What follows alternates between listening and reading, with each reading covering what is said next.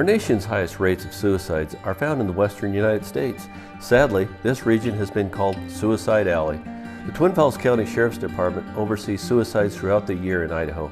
I recently talked with Sheriff Tom Carter and members of his county sheriff's office about suicide reports and prevention. So Tom, from a law enforcement perspective here in southern Idaho, how's your department handling this mental health and suicide issue?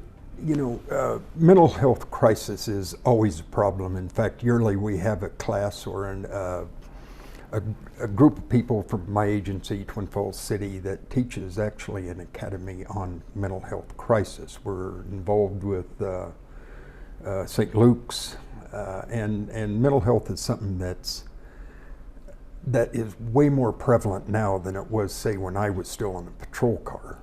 Lori, on an average, how often in southern Idaho are suicides occurring? You know, we have some of the highest rates here, and we usually see a few a month here in Twin Falls area. Wow, that many. Yeah. Sadly.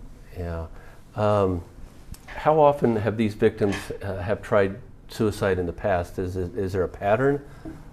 So I can't tell you specifics on the cases that, specific cases, but yes, statistically they've attempted before. Statistically, there's been either a mental health issue or a major crisis in their life.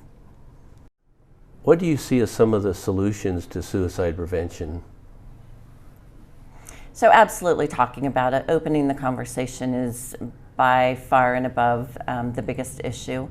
I think that we talk about cowboy mentality, and it's really easy for us to talk about cowboy mentality here in Twin Falls, Idaho. I'm married to a cowboy. I understand cowboy mentality. I know that when a cut happens and we use duct tape or whatever, as opposed to going to a doctor for stitches.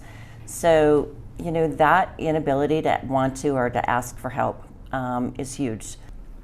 Law enforcement and some other industries too, they're the people, like first responders. They're the people that are there to help.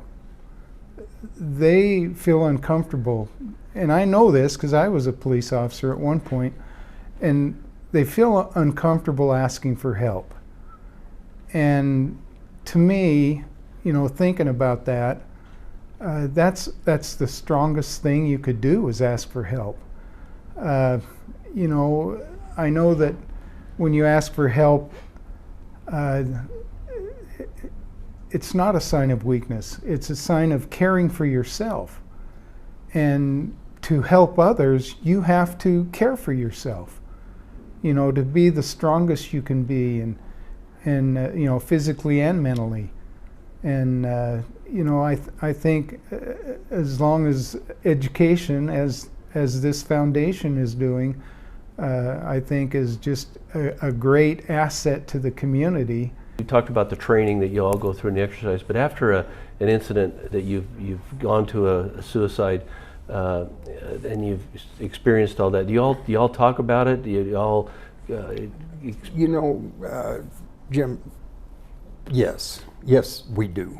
We offer, as an agency, we offer mental help. There is a program that the county offers to people that allows them to go speak to a professional. Yeah. And some use it and some don't. My chief deputies always wanted to make it mandatory, but I'm not sure that that's the answer. Yeah.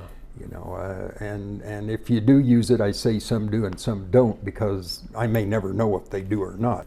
They don't have to get my permission to do it, and they certainly don't have to tell me that they did. Yeah. People don't want to admit that they're struggling, and they don't want to ask for help and reach out. So hopefully if we talk about it, if we open the conversation, if we try to reduce the stigma and say it's okay to not be feeling okay, then I think that's going to make a huge difference.